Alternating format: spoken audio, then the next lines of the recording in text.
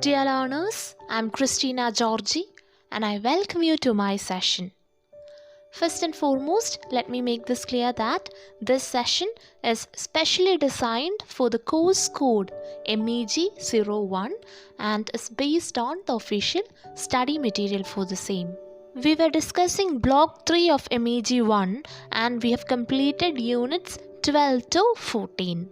Let's have a quick mention on unit 15 and we'll proceed to unit 16. Now if we move on to unit 15, it is titled George Herbert, a study of poems. Yes, very simple.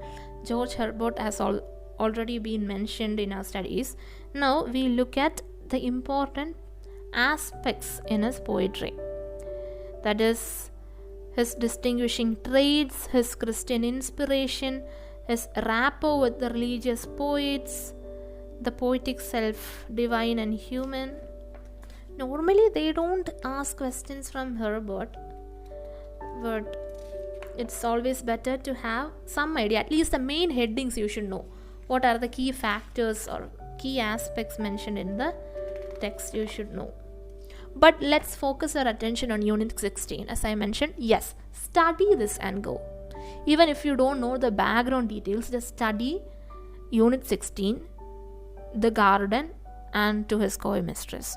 To his coy mistress is a very common poetry. Like it's a very common poem prescribed in syllabuses across universities. You'll get enough and more material on that. But nevertheless, make sure that you mention the points here also. There is an introduction to the metaphysical poetry. I'm very sure that you will get a question either on coy mistress or garden. So make sure that you read these two texts also. There is detailed explanation also given, but I'll just give you an overview because I also think this is important. So Andrew Marvell, he was a poet and satirist. He was well read in classics. We can say that he traveled in the continent in the early years of the Civil War. And maybe his travels contributed to a great amount in his poetry as well. We studied about Lovelace and his work Lucasta, right? So it is said that Marvell contributed commentary verses for this work Lucasta. He entered politics later and he praised Lord Protector in one of his works. This work is titled An Horatian Ode upon Cromwell's return from Ireland. It is written in 1650. Then you can read about his political involvement and his writing. But let's focus our attention towards To His Coy Mistress. Coy means shy. So it is his most famous poem, I would say. So this poem, His Coy Mistress, illustrates the metaphysical blend of passion and conceits. There is immense passion involved in this work. There are also employment of conceits. And yes, you can certainly say that seize the day, carpe diem philosophy is employed here as well. Humorously extravagant fantasies or exaggerated fantasies are used in his work, we can say that. Images of death and decay is used. Yes, if you need a summary, let's say that a man talks to a woman who is hesitant in love. To His Coy Mistress is a poem where a man talks to a woman who is hesitant in love. If they had more time and space, the shyness wouldn't be a crime. Then he could have completed or complimented her part by part. But now they don't have enough time. Time is short. Death is approaching. So it is better for the woman to engage in love before the time passes. So now, that is, it is the time of youth. It is the right time for love. They cannot stop the sun in any case, but their love, they can make time fly. Rather, they can seize the day, make the best of the time they have. So that is the brief summary of this Mistress poem. Just make sure that you read that poem. That is important. The most important here is the garden, because I've seen multiple questions from this work, garden. Within the limited sessions of our counseling, we won't be able to detailedly discuss that. Section 6.6 deal with the oration ode that I already mentioned. An oration ode upon Cromwell's return from Ireland. Okay, yes, you should have an understanding regarding how many poems of poets are mentioned in the textbook. Say, for example, if it is John Donne, how many poems are there in the textbook? At least you need to know the name so that you can write answers accordingly. The garden, let's have a discussion on that, quick discussion. So the garden is one of the early reflective poems by this writer. So the romantic subject matter is dealt with metaphysical techniques. It would be great if you could know about the themes of this poem as well. That is, it deals with the poet's emotional feelings about life and nature. Nature is the appropriate place for true luxury, he believes. Criticism of the busy life, that is the worldly life. Use of conceit, write that, okay? Use of conceit, forceful arguments, biblical and classical allusions, etc. So whenever you answer may that be an essay question or not, whenever you answer a question based on metaphysical poetry or poet, just give an introduction to metaphysical poetry, then give an introduction to metaphysical poet in case or in consideration, and then in a chronological manner come back to the answer, and never write summary and waste time and space, because you won't be provided additional booklets.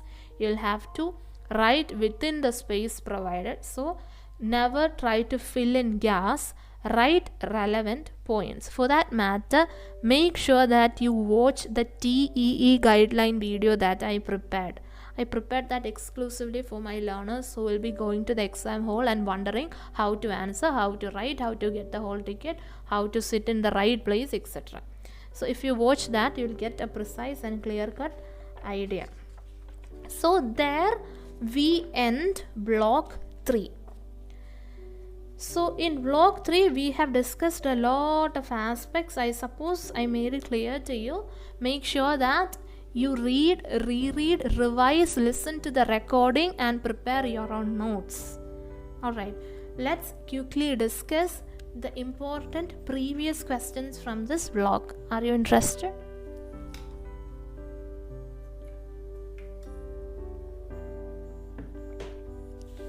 Yes, I'll deal with a separate session on this, but as we have already seen, a quick mention. Write a detailed note on John Donne's poetic medium. Oh, that is a section in your textbook. It was asked for June 2020, I suppose. Yes, the metaphysical poetry of Donne, Herbert and Maevell. It's like a general essay question. June 2018 it was asked. Write a critique on John Donne. Yeah, that was a short question, I suppose, asked in December 16. Even if that is a short question, you'll have to write an essay. Yes, it was a 20-mark question. Yes, write a critique on Donne. So you'll have to start from metaphysical poetry, the features, the writers, come to Donne, his works, his criticisms, his detractors, criticism on John Donne, etc. and your own interpretation. Yes, that has to be how the essay has to be formulated. I'm telling you once again, refer to that literary critical appreciation video. There it's all mentioned. Yes. Now the next question. Consider the Garden by Maevell as a didactic poem. Oh, yes, the Garden. You'll have to study that for. That's very important. That was asked for June 2015. Now the next question. We already discussed this. Andrew Maevell as writer of philosophical and love poetry. So all his poems have to be mentioned. Alright. That is how it has to be written.